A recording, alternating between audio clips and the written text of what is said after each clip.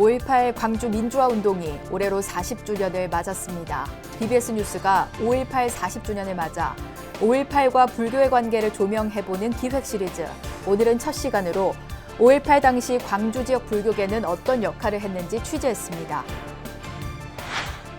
한국 불교 역사상 최초의 천막 동안거 현장을 다룬 다큐멘터리 영화 아홉 스님이 오는 27일 개봉되는 가운데 제작진이 기자간담회를 갖고 영화 일부를 공개했습니다. 오늘은 스승의 은혜를 되새기는 스승의 날입니다. 승가에서 시작된 스승의 어원이 어떻게 변해왔는지, 그리고 과거의 신문물을 알리며 새로운 문명 탄생을 선도했던 스님들의 역할은 무엇이었는지 짚어봤습니다. 화엄사석경 등 부처님의 가르침을 돌에 새긴 경전 작품을 비롯해 우리나라 전통 사경의 어제와 오늘을 한눈에 만날 수 있는 특별한 전시회가 불교중앙박물관에서 열렸습니다. 경북을 대표하는 천년고찰 영천은혜사의 조선시대 걸작 불화 작품 등 우수한 성모 문화재들을 서울에서 만날 수 있는 자리가 마련됐습니다. 코로나19로 문을 닫았던 국립중앙박물관이 보물 제1270호 영천은혜사 괴불 전시와 함께 다시 문을 열었습니다.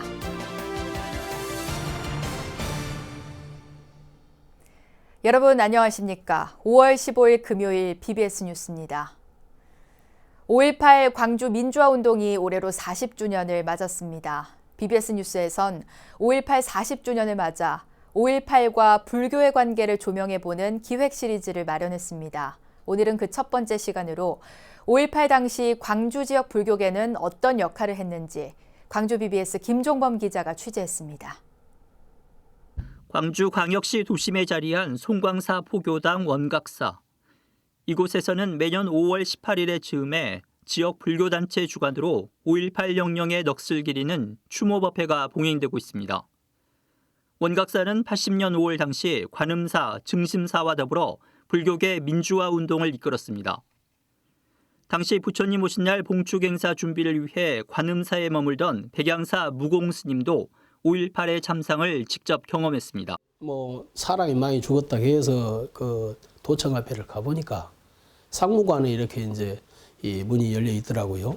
그래서 보니까 이렇게 되는 관에 입관도 안 했을 때니까 쫙 여기 시체들이 늘어져 있는데 막 어머니들 와가지고 여자들 막 통곡하고 있고 이렇게 그 얼굴을 전부 하얀 페인트로 칠해버렸어요. 얼굴을 못 알아보게. 그래가지고 이제 그 모습 보면서 참 마음이 안 좋아서 이제 이렇게. 부처님 오신 날을 앞두고 시민들의 무고한 희생을 목격한 몇몇 스님들과 불자들은 스스로 항쟁의 한복판에 뛰어들었습니다. 당시 한국대학생 불교연합회 전남 지부장이었던 고 김동수 열사도 그중 한 명이었습니다. 전남도청 항쟁본부 시민수습대책위원으로 활동하던 김동수 열사는 최후까지 항전하다 계엄군의 총탄에 맞아 숨을 거뒀습니다. 열사의 모교인 조선대학교에서는 대불련 동문들이 매년 열사의 기일에 맞춰 추모제를 열고 있습니다. 저 이제 개인적으로는 40년이 흘렀지만은 아직까지 꿈에도 한 번도 못 뵀어요. 그래서 아직까지 도청에 아직까지도 지금 도청에 있는 것도 같고. 지금도 진행 중인 상태, 5.18이라는 게 지금도 진행 중인 상태인 것에 한을 못 풀어서. 이중표 전남대 명예교수는 불교의 육바라밀과 동체 대비 평등 사상이 5.18 정신과 맥이 닿아 있다고 말합니다. 중생의 고통에 함께 아파하고 초파일 공약물을 아낌없이 나눴던 자비의 실천은 40년 전 광주 시민들이 꿈꿨던 대동세상, 정토세상의 발현이었습니다. 외재적인 그 억압이 없이 자율적으로 그런 평화로운 대동 사회를 만들 수 있지 않았는가. 그래서 저는 그게 바로 불교에서 말하는 불국토 정신이고 자타불이, 평등, 이러한 그 불교의 가장 핵심 사상이 아닌가 이렇게 봅니다. 그렇지만 5.18 항쟁 당시 스님이나 제가 불자들의 구체적인 행적을 알 수 있는 기록은 전무한 상황. 5.18 40주년을 계기로 우리 사회의 굴곡진 역사 속에서 불교가 어떤 역할을 해왔고 부처님의 가르침을 올곧게 실천해왔는지 돌아봐야 할 때입니다. BBS 뉴스 김종범입니다.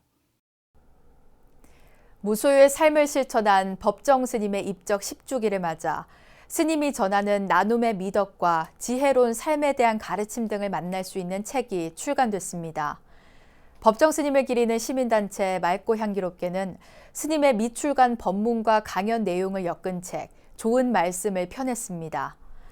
이 책에는 지난 1994년부터 2008년까지 법정 스님이 법회와 대중 강연을 통해 전한 나눔의 메시지와 치유의 길, 인간다운 삶에 대한 언급이 담겨 있습니다. 법정 스님은 이 책에서 남을 도우면 도움을 주는 쪽이나 받는 쪽이 다 같이 충만해지지만 받는 쪽보다는 주는 쪽이 더 충만해지며 이것이 나눔의 비밀이라고 말했습니다. 한국 불교 역사상 최초의 천막 동안거 현장을 다룬 다큐멘터리 영화 아홉스님이 오는 27일 전국에서 개봉됩니다. 조계종 전 총무원장 자승스님 등 9분의 스님들이 천막 안에서 어떻게 수행했는지, 천막 결사를 통해 대중들에게 전한 메시지는 무엇인지 영상으로 생생하게 만날 수 있습니다. 정영석 기자가 전합니다.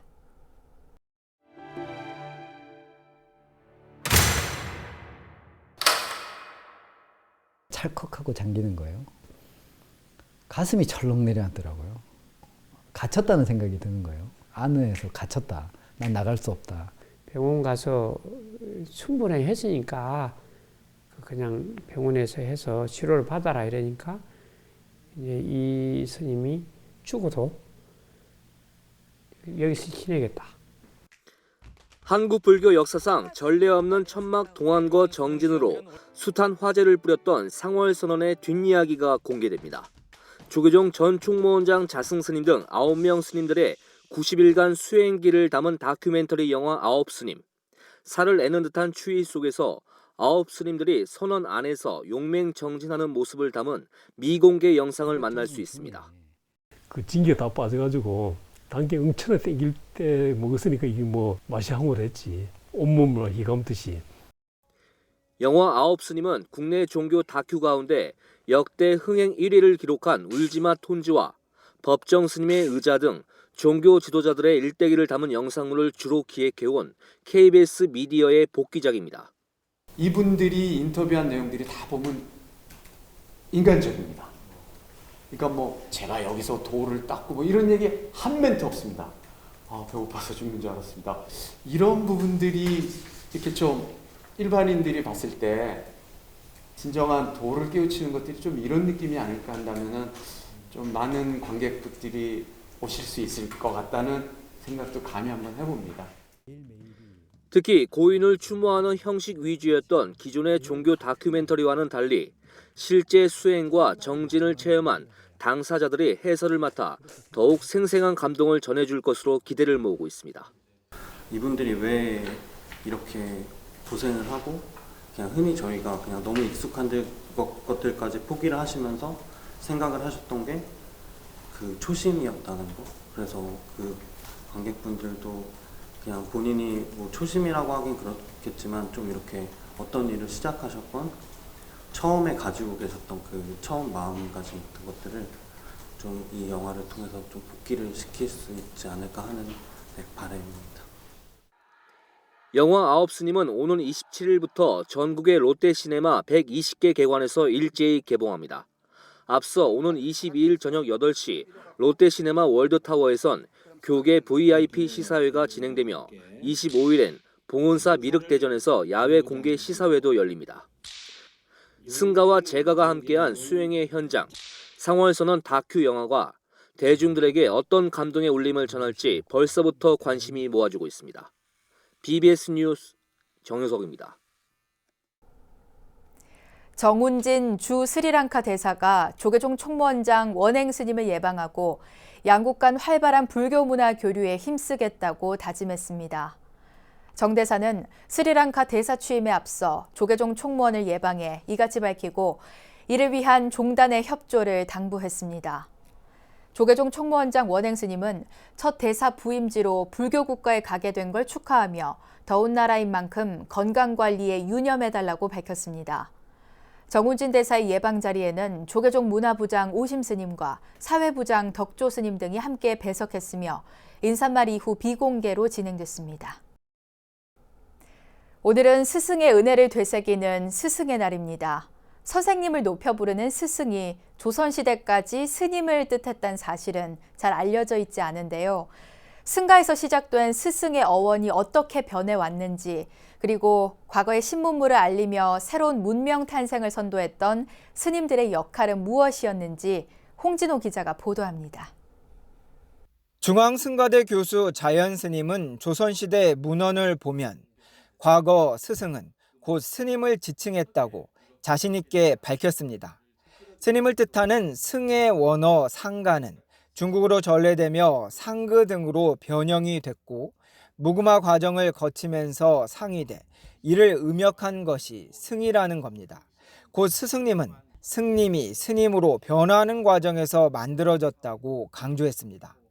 근데 그 뒤쪽 발음이 무금에 가까워서 앞에 이제 상만 발음이 강하게 나는 거예요. 그게 이제 중국어로 한자로 음역했을 때 승이 되는 거고, 그래서 우리가 이렇게 승님, 우리 존칭인 님자가 붙어 승님이 되고, 그래서 승님 하다가 결국 스님이 되는. 그리고 거기서 이제 파생되는 용어가 승님에서 스님 이 단계에서 넘어가면서 스승님이라고 하는 게 나오는 거고. 자연 스님은 인도에서 시작된 불교가 중국을 거쳐 우리나라로 들어오면서 국가 성립의 발판이 되는 문명사적 전환이 이루어졌음을 상기시켰습니다. 삼국시대 고구려, 백제, 신라 순으로 불교를 받아들였고 이 순서대로 고대 국가가 확립됐다며 당시 신문물 도입을 주도한 이들이 바로 스님들이라고 강조했습니다. 우리가 삼국시대 때 불교가 들어온 순서가 고대 국가의 확립하고 그대로 일치해요. 그게 왜 그러냐면 불교만 들어오는 게 아니고 인도에서부터 중국까지 걸친 다양한 문화들이 불교를 타고 들어오기 때문에 가능한 일이고요. 그런 역할들을 고려시대 때까지 지속적으로 해왔던 게 스님들입니다. 이는 왕족과 귀족 출신의 스님들이 불법을 구하기 위해 해외로 적극 나섰기 때문입니다. 이에 반해 신분제도 아래에서 귀족들은 유학을 다녀오더라도 요직에 기용될 수 없고 오히려 중앙 정치에서 멀어지기에 이를 꺼려했습니다. 결국 당시 목숨을 내걸어야 했던 유학은 스님들로 한정되었고 국가적 스승으로서의 위치 또한 굳어졌을 것으로 보입니다. 스승의 어원이었던 승가가 코로나19 이후 우리 사회에 어떠한 깨우침을 전해줄지도 기대됩니다. 김포 중앙승가대에서 BBS 뉴스 홍진호입니다. 화엄사석경 등 부처님의 가르침을 돌에 새긴 경전작품을 비롯해 우리나라 전통사경의 어제와 오늘을 한눈에 만날 수 있는 특별한 전시회가 마련됐습니다. 조계종 불교중앙박물관과 제19교구 본사 화엄사 한국사경연구원은 어제 전통사경의 본지풍광을 주제로 테마전을 개막하고 7월 30일까지 전시 일정을 이어갑니다. 이번 전시회에서는 통일신라시대 조성된 보물 제1040호로 부처님 가르침을 영구히 보존하기 위해 불교 경전의 한자 한자를 돌에 새겨 놓은 화엄사석경이 서울에서 최초 공개됐습니다. 시산 대화엄사의 화엄세상은 진육 속의 역국과 같이 오타각세를 정하는 부처님의 부름이자 관세음보살님의 천수천안입니다. 화엄사석경과 함께 전통사경의 정수를 이뤘던 고려시대 사경인 천안 광덕사 소장 보물 제390호 상지은리 묘법연화경, 부안 내소사의 보물 제278호 백지묵서 묘법연화경, 한국사경연구회 회원들이 직접 제작한 전통사경과 현대사경 40점도 선보였습니다. 제주불교계가 올해 부처님 오신 날 연등축제 가운데 제등 행렬을 하지 않기로 했습니다. 제주연합봉축위원회와 서귀포연합봉축위원회는 오는 23일과 24일에 열리는 연등축제 규모를 축소해 제주시 도남동 시민복지타운에서 탑동까지 구간에서 진행할 예정이었던 제등 행렬을 취소하기로 결정했습니다. 제주연합봉축위원장 석용 스님은 제주도청의 요청에 따라 제등 행렬은 취소하지만 시민복지타운에서 열리는 대법회와 불꽃놀이, 문화공연은 예정대로 진행한다고 밝혔습니다.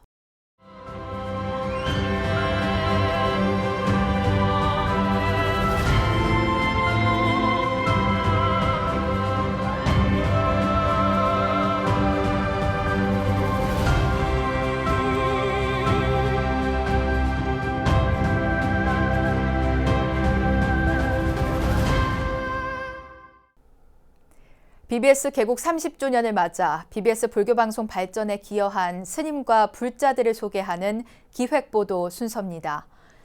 BBS와 동행한 수많은 불자들 가운데 국회 정각회장인 강창일 의원의 발걸음이 돋보이는데요. 국회 정각회를 재건하고 불교 관련 입법과 예산 확보에 힘쓰는 등 대표적인 불자 정치인으로 꼽힙니다. 김호중 기자가 보도합니다. BBS 30주년 감사패를 받아든 강창일 의원은 어리둥절해했습니다. 내가 왜 이 감사패를 받아야지 제주불교 방송 만드는 데에 애썼다 아마 이거 같아요. 실제 애썼어요. 불교 관련 일을 해결하는 데 누구보다 앞장서다 보니 당연히 했어야 할 일로 여긴 겁니다.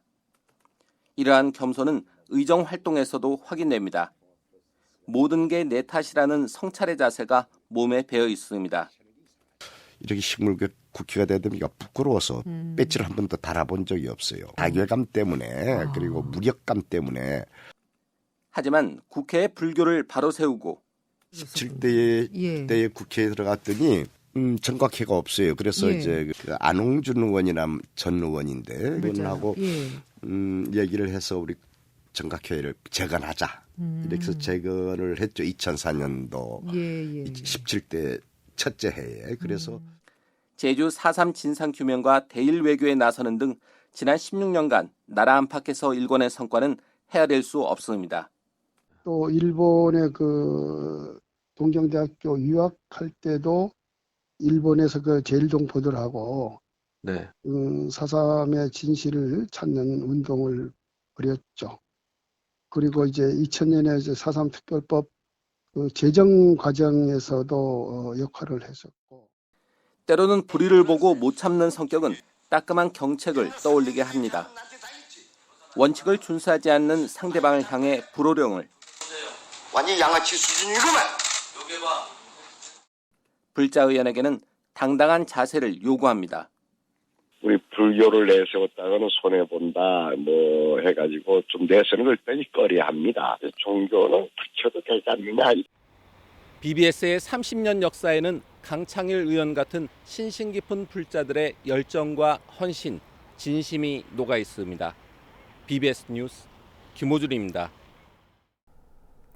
경북을 대표하는 천년고찰 영천은혜사의 조선시대 걸작 불화작품 등 우수한 성북문화재들을 서울에서 만날 수 있는 자리가 마련됐습니다. 코로나19로 문을 닫았던 국립중앙박물관이 보물 제1270호 영천은혜사 괴불 전시와 함께 다시 문을 열었는데요.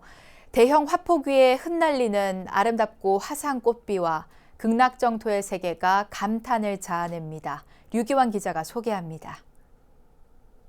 사찰에서 큰 법회나 불교의식이 열릴 때면 사찰 앞 마당에는 대형 불화, 즉 괴불이 내걸립니다. 야외에서 큰 행사가 있을 때에만 모습을 드러내기에 일반인은 평소 접하기 힘든 성보문화재인 괴불. 국립중앙박물관이 부처님 오신 날을 맞아 특별한 괴불을 불자와 시민들에게 선보였습니다. 경북을 대표하는 천년고찰이자 팔궁산 자락에 위치한 조계종 10교구 본사 영천은혜사에서 270년 전 조성한 보물 제1270호 영천은혜사 괴불이 그 주인공입니다.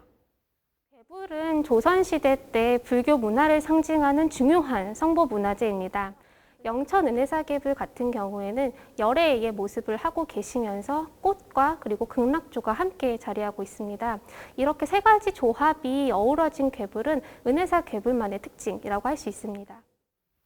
은혜사 괴불은 1750년 보총과 처일 두 스님이 그린 것으로 높이 11m, 폭 5m에 달하는 대형 불화입니다. 화폭의 중앙에는 온화한 표정의 부처님이 활짝 만개한 연꽃을 밟고 서 있으며 주변에는 흐드러지게 핀 모란꽃과 연꽃이 흩날리고 있습니다. 불화 주변의 화려한 꽃과 화면 윗부분에 그려진 새들은 즐거움과 환희로움이 가득한 아미타불의 극락정토를 연상시킵니다. 임진왜란과 병자호란을 거치면서 당시 전쟁과 기근으로 죽은 영혼들의 넋을 위로하고 극락왕생을 발언하는 천도의식을 위해 제작된 것으로 추정됩니다. 그래서 은혜사 계불 좌우에 흩날리는 꽃비는 마치 석가모니 부처의 가르침을 찬탄하는 공양처럼 보이기도 하고요. 영천 은혜사 계불은 많은 사람들의 염원이 함께 모였던 그 당시의 모습을 상상하게 해주고, 연불왕생 척경도는 팔공산 인근에서 성행했었던 연불 신앙을 살펴볼 수 있게 도와줍니다. 이번 괴불전에는 은혜사 괴불과 같은 해에 조성된 보물 1857호 은혜사 연불왕생 척경도를 함께 관람객들에게 선보여 천년고찰이 간직한 전통 불교 문화의 진수를 맛볼 수 있습니다. 연불왕생 첩경도는 연불을 외는 것만으로도 극락에 태어날 수 있다고 믿는 조선 후기에 유행했던 당시 신앙의 모습을 고스란히 반영하고 있습니다. 불화에는 극락에 태어나 깨달음의 기쁨을 누리게 될 연불 수행자들과 이들을 인도하고 만나는 아미타불과 보살, 극락의 정원 등이 묘사되어 있습니다. 두 작품을 통해 조선 후기 불화에 깃든 수준 높은 예술성과 당시 사람들의 지극한 불심을 엿볼 수 있는 좋은 기회가 될 것으로 보입니다. 국립중앙박물관에서 BBS 뉴스 류기환입니다. 이어서 꼭 짚어봐야 될 공감 뉴스들을 모아봤습니다. 오늘의 알찬 뉴스입니다. 문화재청 국능유적본부가 조선왕릉 숲길 9곳을 내일부터 6월 30일까지 개방합니다. 문화재청은 코로나19로 지친 국민들을 위로하기 위해 이같이 결정했다고 밝혔습니다. 서울시 산하 서울기록원이 올해 40주년이 되는 5.18 민주화운동에 관한 대표적 기록물을 한데 모아 전시합니다. 특히 죽음을 넘어 시대의 어둠을 넘어의 판본 10개가 모두 전시되는 이번 특별전은 오늘 18일 개막해 내년 3월 28일까지 열릴 예정입니다. 삼국시대 축조의 한강유역 교두보 역할을 한 걸로 추정되는 인천 계양산성이 국가지정 문화재 사적으로 지정됐습니다. 인천시 계양구 등에 따르면 문화재청 문화재위원회 사적분과는 계양산성 사적지정 안건을 의결했습니다. 한국불교 역사상 전례 없는 천막 동안거 용맹정진을 다룬 영화 아홉스님이 오는 27일 개봉합니다. 9분의 스님들이 문 없는 문으로 들어가 외부와 단절한 채 행한 90일의 수행은 코로나 시대에 더욱 의미 있게 다가올 것으로 보입니다. 탈종교와 불자 감소 시대 속에서 전례 없는 코로나19 사태까지 한국 불교는 중대한 도전에 직면해 있는 게 사실입니다. 상월선언 천막결사는 대중과 멀리 떨어진 산중에서의 수행이 아니라 도심 속에서 사부대중과 함께 호흡하며 어울리는 새로운 수행과 결사 문화의 방향을 제시했다는 평가를 받았는데요. 코로나19 이후 한국 불교의 새로운 미래에 대해 모두가 머리를 맞대야 할 때입니다. 이상으로 5월 15일 금요일 BBS 뉴스를 마칩니다. 여러분 고맙습니다.